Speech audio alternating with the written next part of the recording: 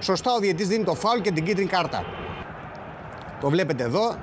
Πάμε να δούμε τη δεύτερη περίπτωση. Είναι μόλις λίγα λεπτά μετά, στο 32ο λεπτό. Είναι ένα μαρκάρισμα του Άμραμπατ. Εδώ παίζει με τη φωτιά. Θα μπορούσε ο διαιτητής άνετα να του δείξει τη δεύτερη κίτρινη κάρτα. Δεν το κάνει, δίνει μόνο το φάουλ. Έτσι. Κρατήστε το, αυτό είναι το δεύτερο φάουλ που κάνει ο Άμραμπατ. Μόλις μεταξύ χρόνων 15 λεπτά, στο 18-19 κάνει το πρώτο, στο 32 το δεύτερο. Μήπως Πέναλτι για χέρι που δεν δόθηκε από τον διαιτητή, δεν έγινε εξέταση από το VAR και εδώ είναι πολύ ύποπτο γιατί δεν φώναξε το διαιτητή να δει τη φάση να την ελέγξει. Το χέρι είναι απλωμένο σε αφύσικη θέση.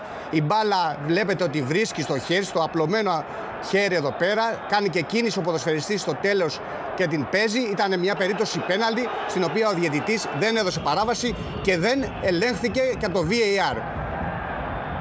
Θα ήταν απαραίτητο να και ας επέμενε στην απόφασή του. Και πάμε να δούμε την περίπτωση εδώ, που εδώ δεν δίνουν κανένα ελαφρυντικό. Βλέπετε η μπάλα εκτελείται από τον τερματοφύλακα. Εσκεμμένα και με πρόθεση την ευρίσκει ο παίκτης Άμραμπατ τη ΣΑΕΚ με το χέρι. Δεν θέλει να αφήσει να παιχτεί το ποδόσφαιρο. Σκόπιμη καθυστέρηση. Δίνει το φάουλ ο διαιτητής. Άρα εδώ δεν χρειάζεται να παρέμβει το VAR. Το έχει δει ο διαιτητής. Ο βοηθός είναι μπροστά. Δεν χρειάζεται VAR. Υπάρχουν και οι βοηθοί. Υπάρχει και ο τέταρτος. Με το VAR δεν πάει να πει ότι δεν λειτουργούν οι υπόλοιποι διαιτητική ομάδα. Ο διαιτητής το βλέπει. Δίνει την παράβαση. Στο τρίτο λεπτό. Εδώ θα δούμε ένα φάουλ το οποίο δεν δίνεται στην ομάδα του, γιατί συνεχίζονται τα λάθη. Και όλα τα λάθη είναι κατά της ομάδας του Παναθηναϊκού. Δεν δίνει αρχικά ένα φάουλ στην ομάδα του Παναθηναϊκού, στον Παλάσιους, καθαρό φάουλ, αφήνει τη φάση να εξελιχθεί. Γίνεται ένα φάουλ από την ομάδα του Παναθηναϊκού, αφήνει το πλεονέκτημα, γίνεται δεύτερο, δίνει το δεύτερο φάουλ, σωστά το δίνει. Δίνει και 2 κίτρινες κάρτες. Εδώ είναι το Παλάσιος. Και μάλιστα εδώ βλέπετε καθαρό φάουλ. Δεν το συζητάμε, δεν χωράει αμφιβολία. Εδώ γίνεται το πρώτο μαρκάρισμα, αφήνει πλεονέκτημα.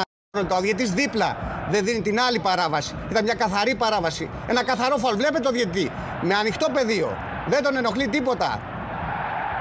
Και εδώ η απόφασή του είναι ύποπτη και μας γεννάει ερωτήματα, κύριοι.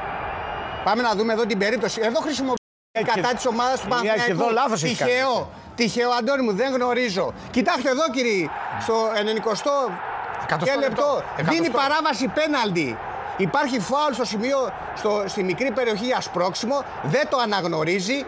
Εδώ βλέπουμε το σπρώξιμο, δεν το αναγνωρίζει η ομάδα του Παναθηναϊκού. Εδώ υπάρχει μια διεκδίκηση. Θα δείτε ότι ο παίκτης του Παναθηναϊκού Παλάσιους βρίσκει πρώτο στην μπάλα και μετά έρχονται τα πόδια του σε επαφή. Δεν υπήρχε καμία περίπτωση πέναλτι, υπήρχε επιθετικό φάουλ.